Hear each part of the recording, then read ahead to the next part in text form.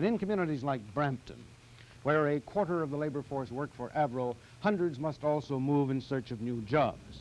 What's happening here may be repeated in many other communities, since the government apparently feels it should no longer subsidize the industry merely to maintain employment. And here the human factor enters the picture. News Magazine editor Morley Safer reports. Brampton is probably typical of scores of other Canadian towns. Population 14,500. A few small local industries, the foundry, the plant that makes sticky paper, the plant that makes paper cups. People here like to pride themselves on their independence, but in fact, Brampton is dependent on one single industry.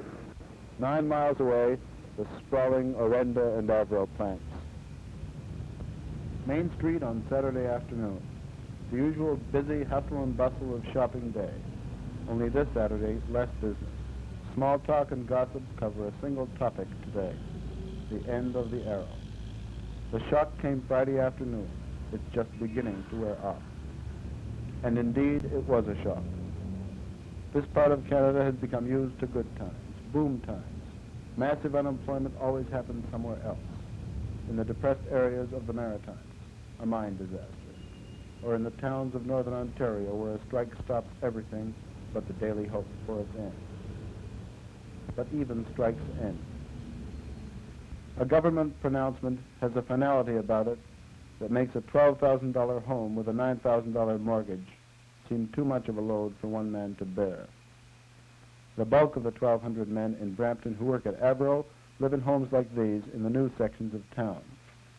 One of them is Bill McCandless, a cutter and grinder in the Avro plant. Well, Mr. McCandless, how's this going to affect you? Well, it could affect me pretty serious. It could mean I'd lose my home and everything.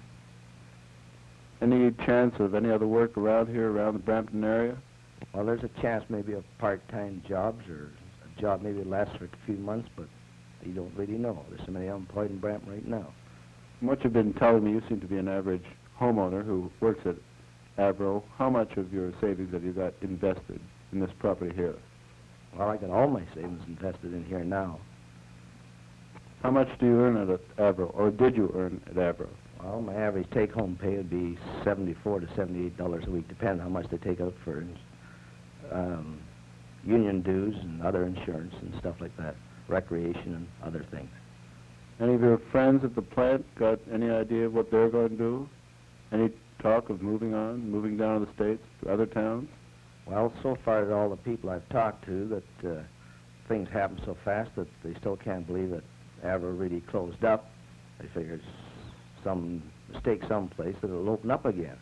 But I mean, when the government closes a place, they generally close it to stay. The immediate thought that came to the minds of most of these men was to move. But where? This is the second time a plant has closed in Bill McCandless, and after 5 years at Avro, he thought he had finally settled down.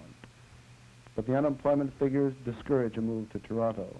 Better off here, only 15 miles away, and still rural enough that you can grow your food if you have to.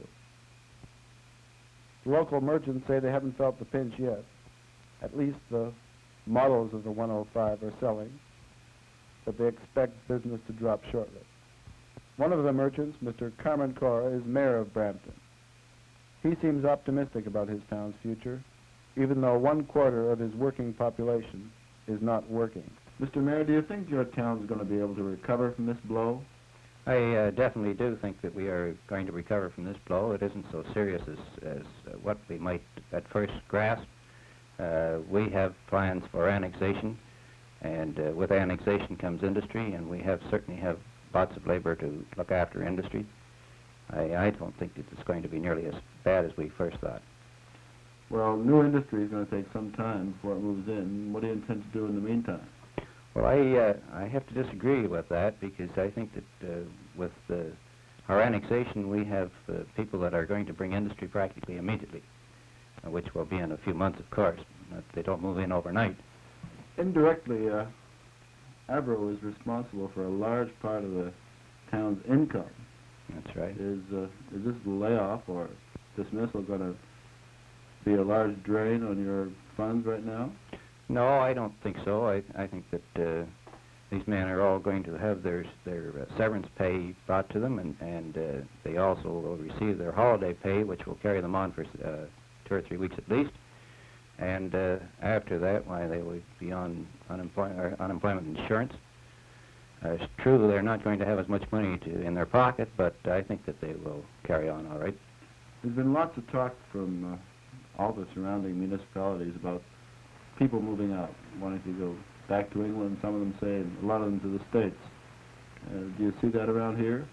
Well, there was a slight sign of it yesterday. I had 2 or 3 phone calls at my home asking me where they were, mostly English or Scotch people that have come to this country, and they were wondering where they could go to get a visa to get into the United States. But I don't think there's going to be too many that's going to move away. Brampton does lie at the crossroads of a vast industrial complex. Despite what the mayor says, many people here think that its fate really did lie with Avro and the Arrow. Avro was good to Brampton and surrounding municipalities. A $7,000 gift to the local Children's Aid Society was not an unusual gesture. Like so many modern firms, Avro played a large part in community affairs. But now that there is no Arrow, people are beginning to wonder if perhaps Avro couldn't have managed their affairs a little better. For the past few months, a man has been making a study of Avro management. He's the editor of a Toronto trade magazine called Management Decision. I talked to Mr. Maurice Hecht in his Toronto home. From the point of view of good management, was there anything Avro could have done to ease the blow of a cutback or a complete shutdown? Well, Avro has been concerned with cutback in its aviation production for quite some years, and they started to diversify, which was good management. At the present time, or before the Arrow was cut down, only 40% of their interest were in aviation. And but as far as the actual sharp cutback, today they certainly could have done something. They were pretty sure way back last September that the Arrow program would not go ahead. And yet they kept on going month after month without really doing anything about it. They didn't sincerely believe that the government would continue with the Arrow program, and acted as if nothing would happen when they knew darn very well that the Arrow would be canceled. Was there any other type of production that the Avro plant at Malton could get into quickly? There is nothing they could get into very quickly. There has been talk of various productions they could do. Over in England, the parent firm, Hawker Siddeley, is talking about constructing an atomic commercial liner, and some of this might be transferred to Canada. But it would take many, many years before such a plane would ever get into production. Aside from the economic loss in these communities, about $100,000 a week here in Brampton, there's the loss of people. Highly skilled technicians and engineers, many of them already gone to the United States. For those less skilled, the bulk of the workers, a curious situation. For years now, they've been dependent on an airplane many of them knew would never be used. And now they ask the question, perhaps the government has found a better way to defend the nation from attack. But what about our homes and our families and our jobs? Perhaps the Prime Minister's statement in the House of Commons tomorrow will answer that question. This is Morley Safer in Brampton. Now here again is Gordon Burwash.